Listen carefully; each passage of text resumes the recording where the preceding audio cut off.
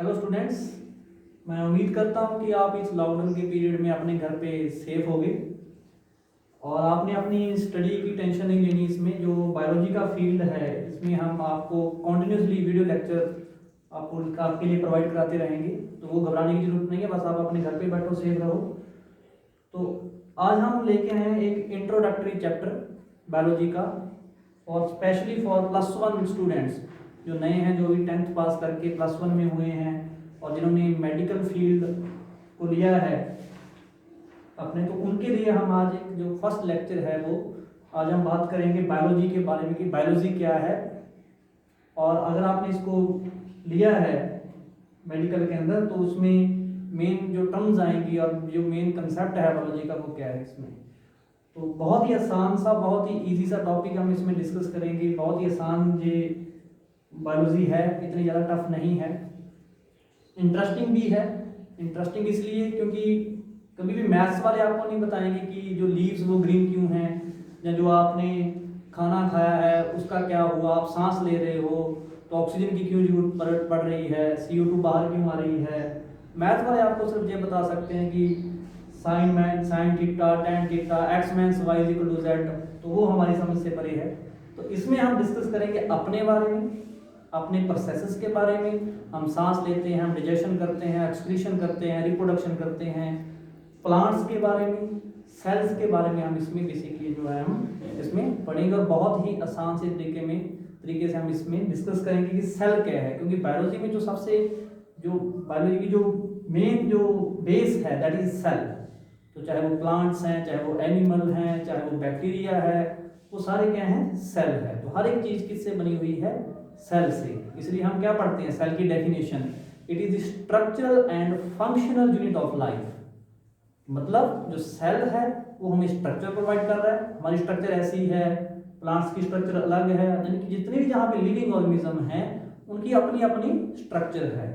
और वो स्ट्रक्चर किसकी वजह से है, that is because of cell. तो स्ट्रक्चरल एंड फंक्शनल, यानी कि जो सेल है वो आपको स्ट्रक्चर भी प्रोवाइड करते हैं और साथ में फंक्शन भी करते हैं।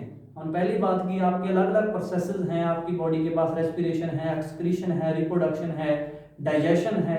तो ये क्या है, फंक्शंस। तो आपकी बॉडी के अलग अलग सेल अलग अलग फंक्शन परफॉर्म कर रहे हैं। आपके डाइजेस्टिव सिस्टम के सेल डाइजेशन कर रहे हैं, रेस्पिरेटरी सिस्टम के सेल रेस्पिरेशन कर रहे हैं, रिप्रोडक्टिव सिस्टम के सेल रिप्रोडक्शन में रोल प्ले कर रहे हैं। तो दैट इज वाई, तो हम सेल को कैसे डिफाइन करते हैं, that is it is the structural and functional unit of life. तो ये इसकी डेफिनेशन है।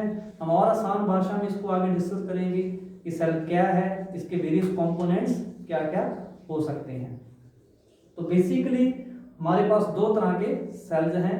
एक सिंपलेस्ट सेल जो प्रिमिटिव अर्थ सी, जो सबसे पहले जो सेल जो लाइफ एग्जिस्ट की है, तो सबसे पहले जो सेल बना that is called prokaryotic cell, जो कि सिंपलेस्ट सेल है। और दूसरे हैं यूकैरियोटिक सेल जो कॉम्प्लेक्स हैं, जो इवॉल्व कर चुके हैं। इनकी पहला सेल जो था वो प्रोकैरियोटिक सेल था, बाद में वो इसी से क्या हो गया, प्रोकैरियोटिक सेल से क्या बन गया, यूकैरियोटिक सेल जो है वो डेवलप हो गया। तो पहले हम बात करेंगे दो तरह के जो मेन सेल्स हैं, prokaryotic cell and eukaryotic cells की। तो प्रोकैरियोटिक सेल्स की बहुत सारी एग्जांपल्स हैं, बहुत डिफरेंट काइंड के बैक्टीरिया हैं, या साइनोबैक्टीरिया हैं, वो इस कैटेगरी के अंदर आते हैं। और बैक्टीरिया साइनोबैक्टीरिया को छोड़ के जितने भी ऑर्गेनिज्म हैं वो ज्यादातर किस में आएंगे, यूकैरियोटिक सेल में, चाहे वो प्लांट सेल हो चाहे वो एनिमल सेल हो। तो प्रोकैरियोटिक सेल में क्या है, अगर आप देखें बेसिकली सेल को देखें तो सेल क्या है, सेल बेसिकली एक रूम टाइप है। जैसे रूम आप कह सकते हो उसको, या एक घर कह सकते हो। तो घर भी कह सकते हो आप इसको, एक रूम भी कह सकते हो। जो फर्स्ट सेल था, जो सबसे पहले डिस्कवर हुआ था, जो स्टडी किया गया था, वो स्टडी किया था कॉर्क सेल। रॉबर्ट हुक नाम के साइंटिस्ट ने कौन सा सेल स्टडी किया था, कॉर्क। तो प्लांट के पास जो बेसिकली डेड टिश्यू होता है, बार्क कह सकते हो आप इसको, तो बार्क के सेल को सबसे पहले रॉबर्ट हुक नाम के साइंटिस्ट ने स्टडी किया था, जो बेसिकली डेड सेल था। उसके बाद एक साइंटिस्ट आया एंटनी वैन ल्यूवेनहॉक। तो ल्यूवेनहॉक ने आके सबसे पहले लिविंग सेल को स्टडी किया था, माइक्रोस्कोप में देखा था, और उसने बोला था कि जो सेल है वो छोटे छोटे रूम्स हैं। छोटे छोटे क्या हैं, रूम, जैसे अपने घर के अंदर रूम होते हैं। तो बेसिकली सेल क्या है, एक रूम है, उसकी एक बाउंड्री है, उस बाउंड्री को हम क्या कहते हैं, दैट इज प्लाज्मा मेम्ब्रेन।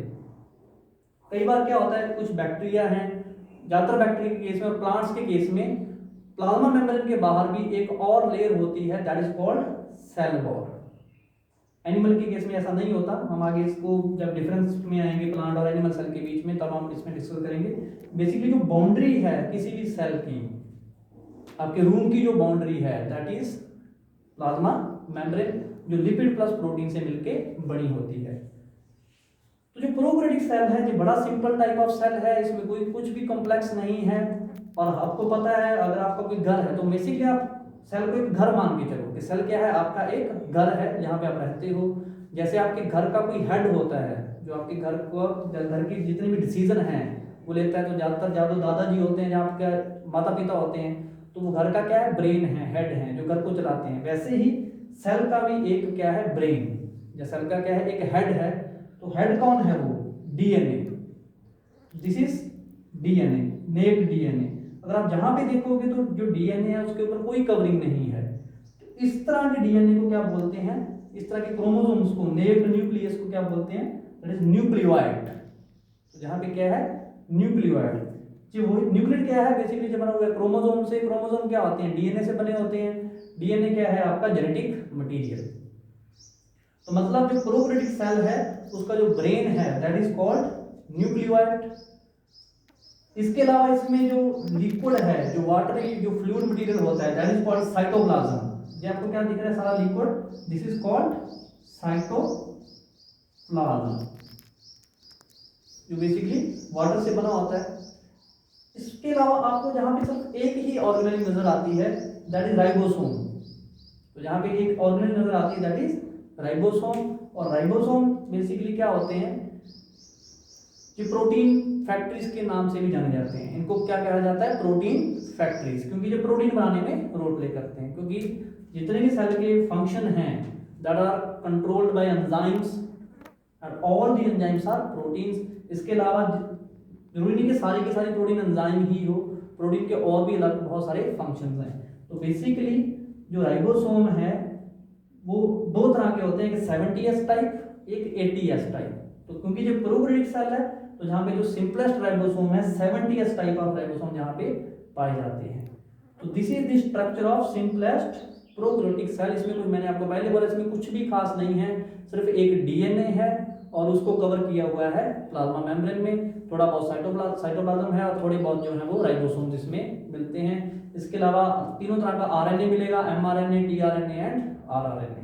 तो this is the simplest kind of cell which is known as prokaryotic cell. अब हम बात करेंगे यूकैरियोटिक सेल की, जो थोड़ा इंटरेस्टिंग वे में मैं इसको आपको बताऊंगा कि क्या इसमें डिफरेंट काइंड ऑफ ऑर्गेनेलिज हैं और उनका जो क्या फंक्शन है उनका। जैसे जहाँ पे कोई ऑर्गेनेल नहीं है, जहाँ पे सिर्फ एक राइबोसोम नाम की ऑर्गेनेली जरूर है जो प्रोटीन फैक्ट्री के तौर पे काम करते हैं, जो प्रोटीन बनाती है। इसके अलावा एक न्यूक्लियोइड है जो कि नेक्ड है, जिसके ऊपर कोई कवरिंग नहीं है, जो कि सेल के फंक्शन को कंट्रोल करता है। अब हम डिस्कस करेंगे यूकैरियोटिक सेल की। तो यूकैरियोटिक सेल की जब आप बात करते हो तो इसमें फिर से दो तरह के सेल आ जाते हैं, एनिमल सेल, प्लांट सेल, बड़े अलग अलग तरह के सेल जो है वो यूकैरियोटिक सेल में आएंगे।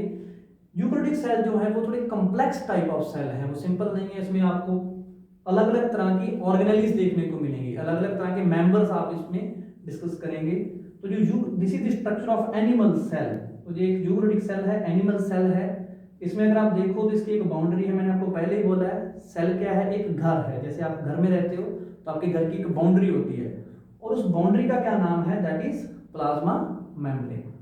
तो आपकी जो सेल की जो बाउंड्री है, तो जो सेल की बाउंड्री है that is called plasma membrane which is made up of two things, lipid and protein. यानी कि जो सेल की बाउंड्री है उसको क्या कहते हैं, प्लाज्मा मेम्ब्रेन, और वो किससे बनी हुई है, लिपिड्स और प्रोटीन से मिलके वो, लिपिड्स और प्रोटीन से मिलके वो बनी हुई है। फिर बात आती है जो आपके घर का हेड है, आपके घर को कौन रन करता है, जो आपके घर के जितने भी फंक्शन है उसको कंट्रोल करता है। तो मैंने आपको पहले बोला सेल आपके घर जैसा ही है और कुछ भी नहीं है। जैसे आपके घर में आपके पेरेंट्स हैं या आपके जो ग्रैंड पेरेंट्स हैं वो घर के हेड होते हैं क्योंकि उनके पास एक्सपीरियंस है बहुत सारा, वैसे ही सेल के पास भी एक इंफॉर्मेशन है जो स्टोर है डीएनए के अंदर।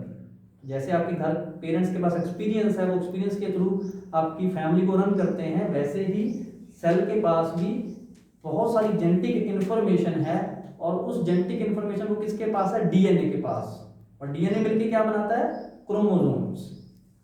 और क्रोमोसोम की जहां पे आपको एक कवरिंग नजर आएगी, जैसे हमने बात की प्रोकैरियोटिक सेल में वो जो न्यूक्लियोटाइड था उसके पास डीएनए था लेकिन उसकी कवरिंग नहीं थी। जहां पे आप देखोगे वो जो डीएनए है उसके आसपास एक कवरिंग है और उस कवरिंग के आने की वजह से जहां पे हम इसको क्या नाम देते हैं, दैट इज न्यूक्लियस। वहां पे हम क्या कहते हैं, न्यूक्लियोइड। क्यों? क्योंकि वहां पे जो डीएनए था प्रोकैरियोटिक सेल में वो कवर नहीं था। जहां पे जो डीएनए है उसके पास अपनी एक मेम्ब्रेन है, तो इसलिए जहां पे हम इसको क्या कहते हैं, न्यूक्लियस। यानी कि जो सेल है उसका जो ब्रेन है वो क्या है, दैट इज न्यूक्लियस। जो घर के पूरे डिसीजन जो है वो इसी के द्वारा लिए जाएंगे, यानी कि जो सेल की जो फंक्शनिंग है वो किसके थ्रू होती है, दैट इज थ्रू न्यूक्लियस। तो जैसे आपके घर में आपके पेरेंट्स घर को कंट्रोल करते हैं, वैसे ही सेल भी घर जैसा ही है, इसकी अपनी बाउंड्री भी है और साथ में इसके पास अपना ब्रेन भी है, दैट इज न्यूक्लियस। इसके अलावा अगर आप देखो आपके घर को अगर रन करना है तो बेसिकली किस चीज की जरूरत होती है, दैट इज आपके घर को करेंसी की जरूरत है, पैसे की जरूरत है।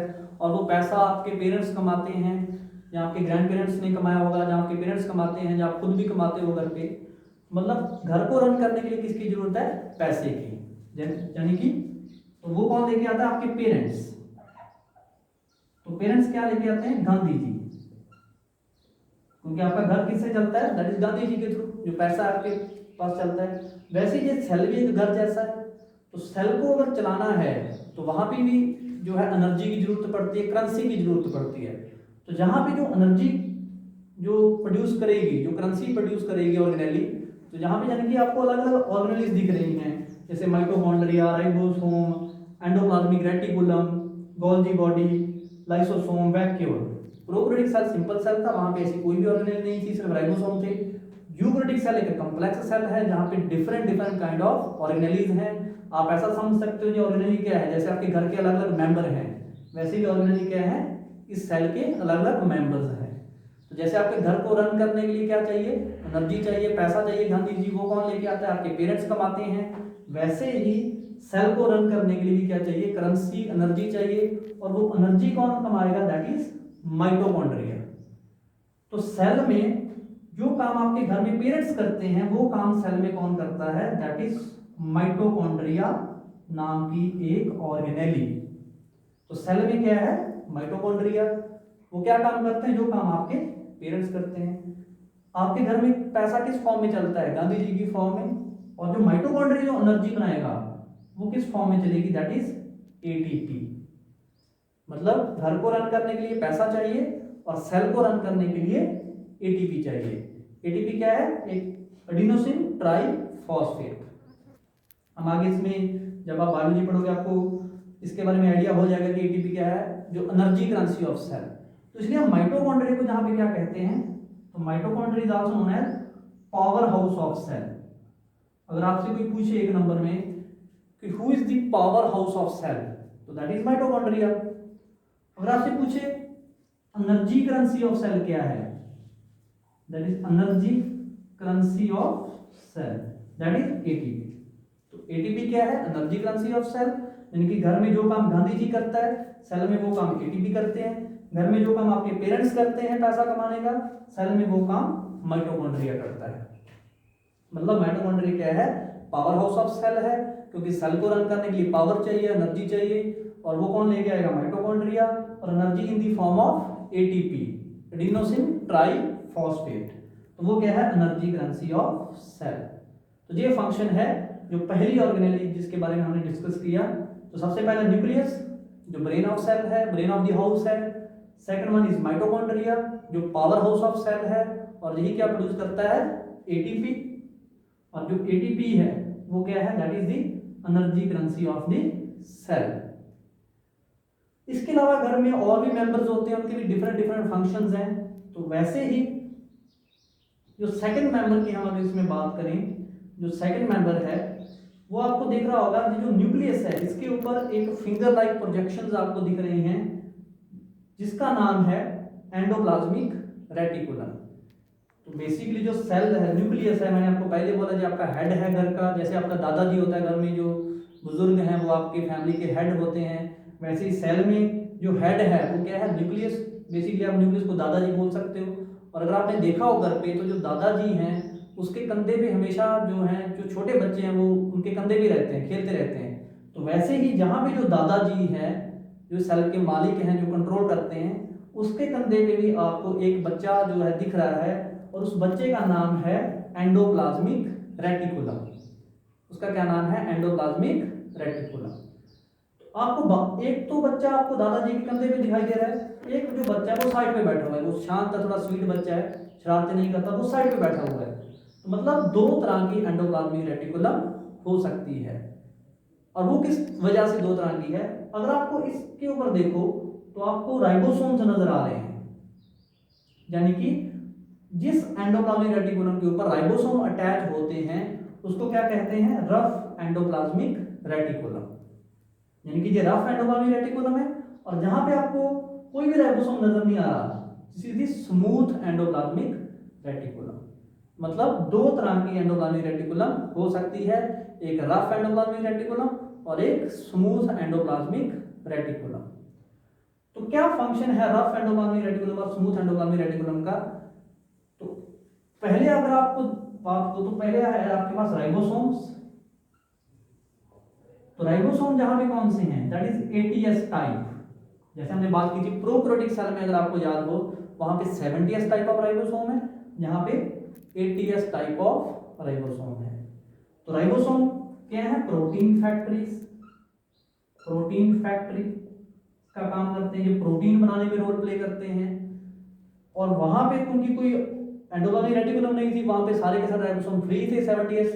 तो जहां पे भी आपको दो तरह के राइबोसोम दिखाई दे रहे हैं, एक फ्री राइबोसोम और दूसरे बाउंडेड राइबोसोम। एक वो राइबोसोम जो साइटोप्लाज्म में बैठे हुए हैं, और एक वो राइबोसोम जो एंडोप्लाज्मिक रेटिकुलम के ऊपर बैठे हुए हैं।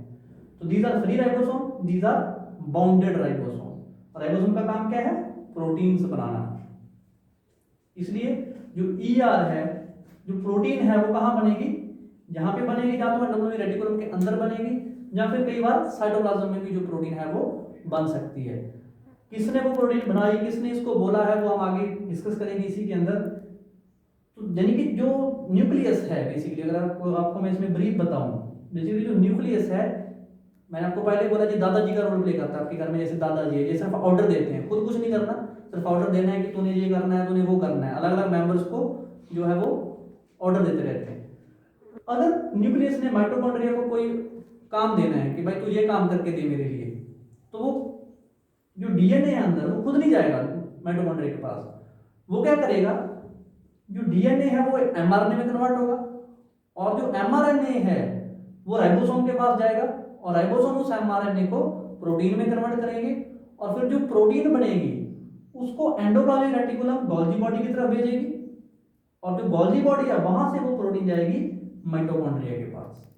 तो फिर जाके वो माइटोकॉन्ड्रिया वो काम करेगा। मतलब अगर आप घर में दादाजी ने किसी से कोई काम लेना है तो वो कैसे काम लेगा, थ्रू प्रोटीन्स।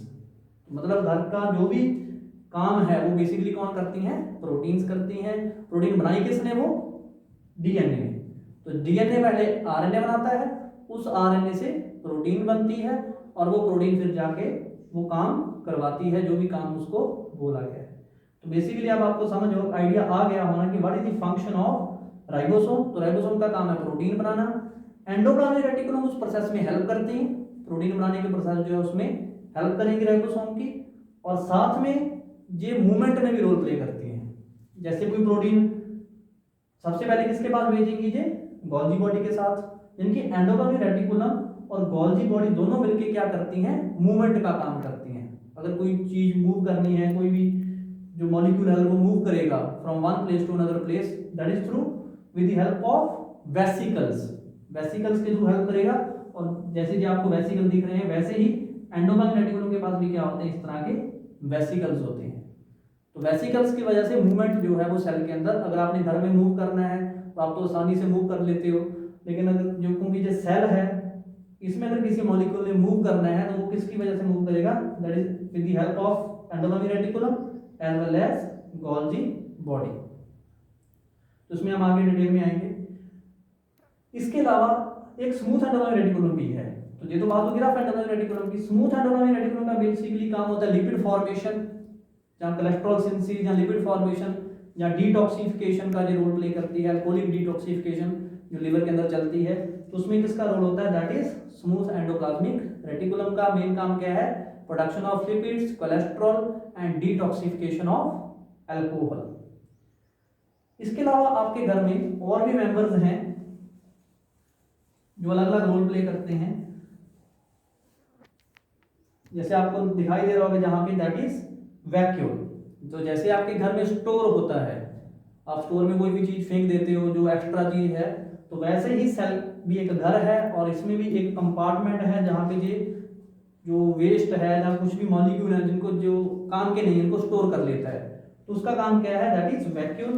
तो वैक्यूल क्या रोल प्ले करता है यहाँ पे, तो vacuole is a store house.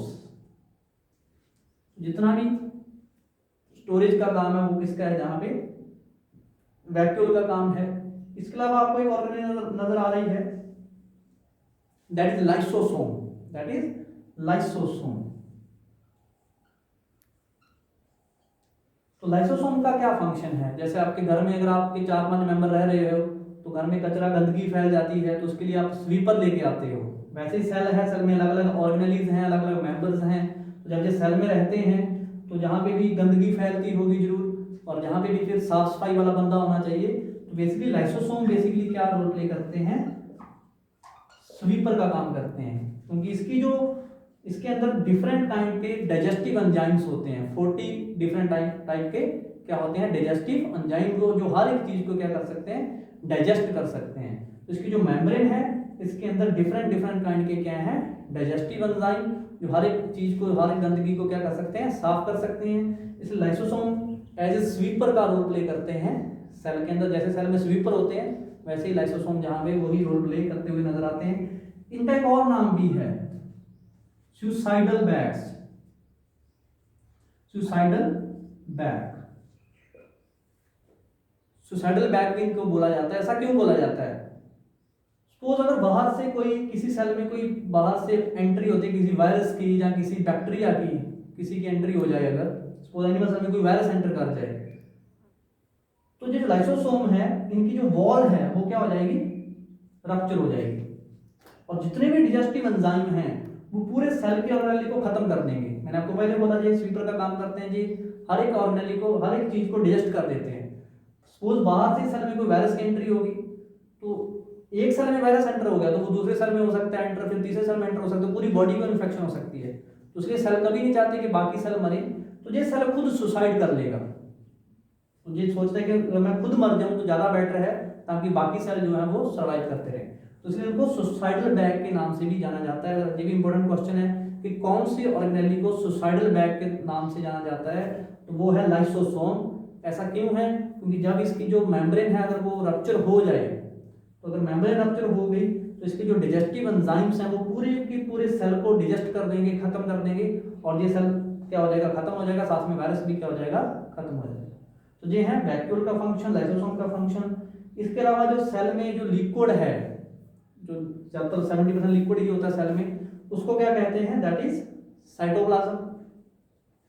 तो ये है डिफरेंट काइंड ऑफ ऑर्गेनेलीज। तो सबसे जो ब्रेन ऑफ दिस सेल है, जो दादाजी है, दैट इज न्यूक्लियस। न्यूक्लियस के पास एक ऑर्गेनेली है जिसका नाम है rough endoplasmic reticulum. Rough endoplasmic reticulum दो रोल प्ले करती है, एक तो प्रोटीन फॉर्मेशन में हेल्प करेगी राइबोसोम की, और दूसरा ट्रैफिकिंग में रोल प्ले करती है, movement of molecule from one place to another place. Same function Golgi body का भी है। तो गोल्जी बॉडी भी क्या करेगी, एक तो जो प्रोटीन बनाई है राइबोसोम ने उसको मैच्योर कराती है, उसको फंक्शनल करवाती है, और दूसरा ये भी मूवमेंट में रोल प्ले करती है। इसके अलावा राइबोसोम है, जहां भी जो राइबोसोम आपको देखने को मिलेगी यूकैरियोटिक सेल में वो थोड़े से बड़े टाइप के होंगे, that is 80S type of ribosome. Ribosome की दो कैटेगरी हैं, एक 70S जो प्रोकैरियोट में पाए जाते हैं, और दूसरे 80S जो कहां पाए जाते हैं, दैट इज यूकैरियोटिक सेल में। इसके अलावा राइबोसोम के अलावा माइटोकॉन्ड्रिया है जो पावर हाउस ऑफ सेल है, और वो क्या बनाता है, एटीपी। यहाँ पे एक बात और आपको बताने वाली है कि ये जो माइटोकॉन्ड्रिया है इसके पास भी अपना डीएनए होता है।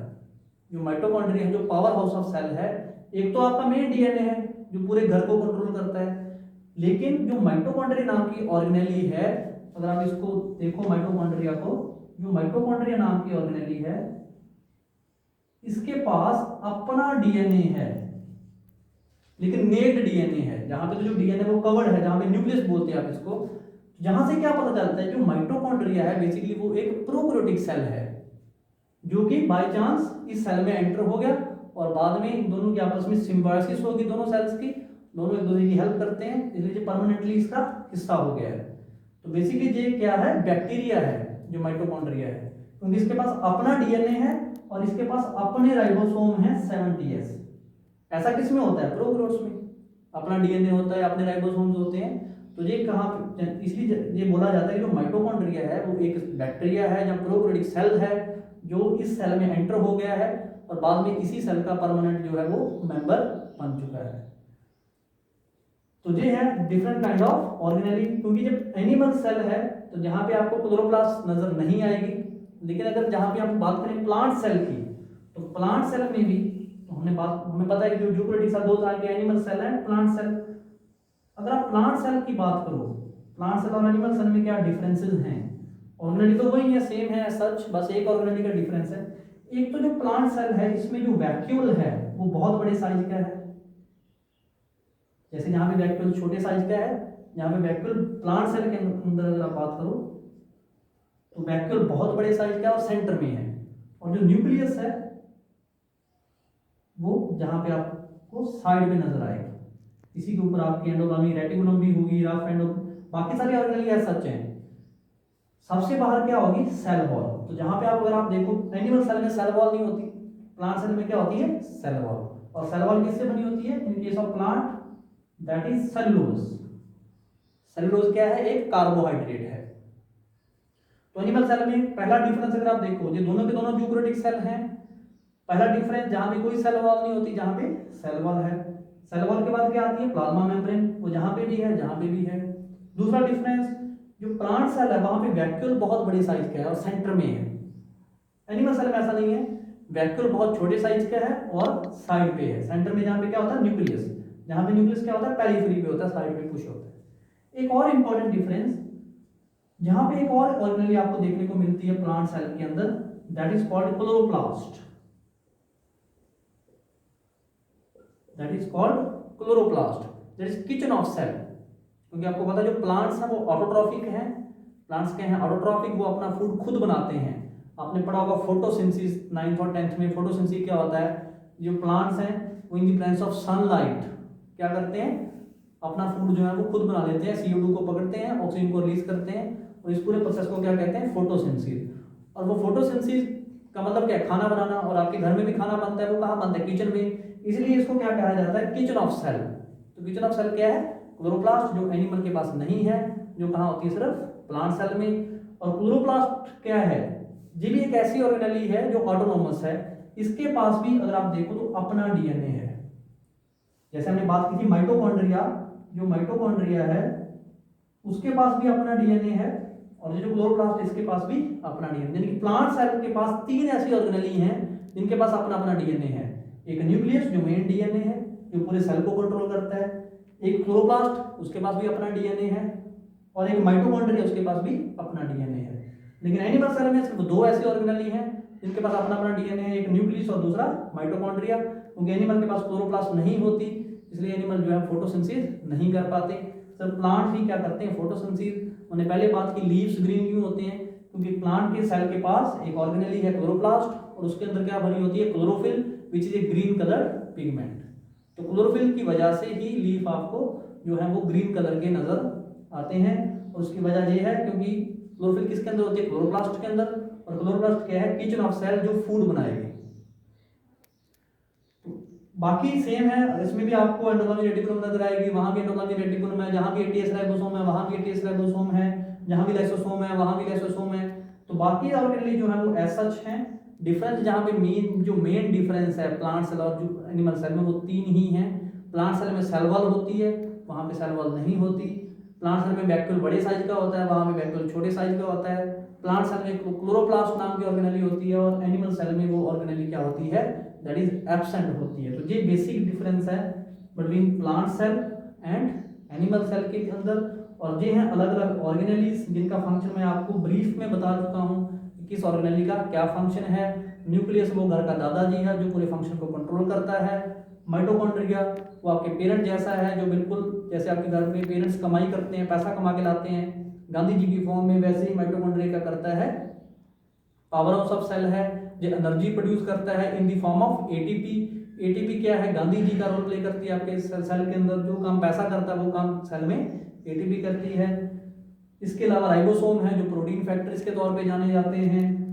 एंडोप्लाज्मिक रेटिकुलम और गोल्जी बॉडी का काम ऑलमोस्ट सिमिलर है, ये मूवमेंट में रोल प्ले करते हैं मॉलिक्यूल की, साथ में ये प्रोटीन जो बनाती है राइबोसोम, उस प्रोटीन को फंक्शनल भी करवाते हैं। इसके अलावा वैक्यूल है जो स्टोर हाउस है जो घर में होता है। लाइसोसोम जो स्वीपर का रोल प्ले करता है, जो लाइसोसोम है वो स्वीपिंग का काम करते हैं, साफ सफाई का काम करते हैं। प्लाज्मा मेम्ब्रेन जो है वो बाउंड्री है, जैसे आपके घर की बाउंड्री वैसे ही सेल की भी बाउंड्री है, जो लिपिड और प्रोटीन से मिलकर बनी होती है।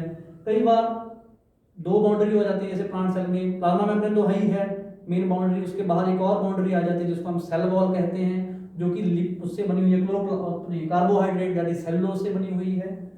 These are the different kind of organelles that are found in eukaryotic cell। तो eukaryotic cell जो है वो थोड़ा सा complex cell है।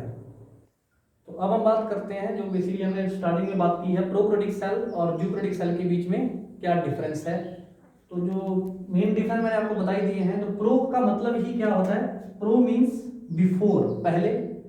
कैरियन का मतलब होता है न्यूक्लियस, न्यूक्लियस बनने से पहले का सेल। तो हमें पता है जो प्रोकैरियोटिक सेल है वहां पे न्यूक्लियस नहीं है, वहां पे सिर्फ डीएनए है, जेनेटिक मटेरियल है जो कि नेक्ड है, यानी कि डीएनए तो है, उसके ऊपर कोई कवरिंग नहीं है। अगर आपको याद हो तो हमने जो सेल बनाया था इसके अंदर हमने सिर्फ डीएनए बना के छोड़ दिया, यानी कि जो डीएनए है उसके ऊपर कोई कवरिंग नहीं है, यानी कि यहाँ पे क्या है, नेक्ड डीएनए, जिसको आप क्या कहते हो, न्यूक्लियोइड। लेकिन अगर आपको याद हो तो यू मीन्स ट्रू और कैरियन मीन्स न्यूक्लियस। जब न्यूक्लियस बन गया, जब पे हमने यूकैरियोटिक सेल बनाया तो वहां पे जो डीएनए बनाया, तो जो डीएनए बनाया हमने उसके ऊपर क्या की, एक कवरिंग। तो जहां पे ट्रू न्यूक्लियस होता है, जहां पे ट्रू न्यूक्लियस नहीं होता, इसको न्यूक्लियस कहते हैं। इस केस में इसको क्या कहते हैं, nucleoid, that is called nucleoid. तो pro means before nucleus, nucleus से बनने से पहले का सेल, जो बड़ा सिंपल टाइप ऑफ सेल है, जो बड़ा कॉम्प्लेक्स टाइप ऑफ सेल है, जहां पे ट्रू न्यूक्लियस होता है। दूसरा बेसिक डिफरेंस क्या है प्रोकैरियोटिक और यूकैरियोटिक सेल में, जहां पे आपको पता है कोई भी ऑर्गेनेली नहीं है, ना जहां पे माइटोकॉन्ड्रिया है, ना जहां पे गोल्जी बॉडी है, ना जहां पे एंडोप्लाज्मिक रेटिकुलम है, ना लाइसोसोम है। लेकिन जहां पे हमने पढ़े हैं अलग अलग टाइप की डिफरेंट काइंड की ऑर्गेनेलीज, जिसमें हमने माइटोकॉन्ड्रिया पढ़ा, गोल्जी बॉडी पढ़ा, एंडोप्लाज्मिक रेटिकुलम, सो ऑन। मतलब जहां पे कोई भी मेम्ब्रेन बाउंडेड ऑर्गेनेली नहीं होती, जहां पे मेम्ब्रेन बाउंडेड ऑर्गेनेली क्या होती हैं, प्रेजेंट होती हैं। तीसरा, जहां पे राइबोसोम जो है, हमने बात की दो तरह के राइबोसोम है, 70S टाइप और 80S टाइप। जहां पे S क्या है, सेडिमेंटेशन कोएफिशिएंट है, तो आपको जब धीरे धीरे आप समझ जाओगे क्या है, आगे हम अगले लेक्चर में इसको डिस्कस करेंगे कि राइबोसोम जो है वो दो तरह के, 70S और 80S टाइप। प्रोकैरियोटिक सेल में हमेशा ही 70S टाइप ऑफ राइबोसोम होते हैं और यूकैरियोट में हमेशा ही 80S टाइप ऑफ राइबोसोम आपको नजर आते हैं। इसके अलावा ये बात हम कर चुके हैं, जहां पे क्या है, न्यूक्लियोइड है, वहां पे न्यूक्लियस है। तो ये बेसिक डिफरेंसेस हैं प्रोकैरियोटिक सेल और यूकैरियोटिक सेल के अंदर। जहां पे एग्जांपल्स आ जाएंगी, बैक्टीरियल सेल है, ब्लू ग्रीन एल्गी है जिसको साइनोबैक्टीरिया भी कहते हैं। वहां पे अलग अलग आपको पता है प्लांट्स, जितने भी प्लांट सेल हैं या जितने भी एनिमल सेल हैं वो सारे क्या हैं, यूकैरियोटिक सेल। तो ये जो है आपका इंट्रोडक्टरी जो है लेक्चर है, जिसमें हमने बात की है सिंपल सेल की, सेल क्या है, प्रोकैरियोटिक सेल क्या है, यूकैरियोटिक सेल क्या है, फिर यूकैरियोट में प्लांट सेल और एनिमल सेल के बीच में डिफरेंस क्या है, और साथ में ब्रीफ में हर एक ऑर्गेनेली का एक एक दो फंक्शन आपको इसमें याद करवाया है। So this is all about your first lecture.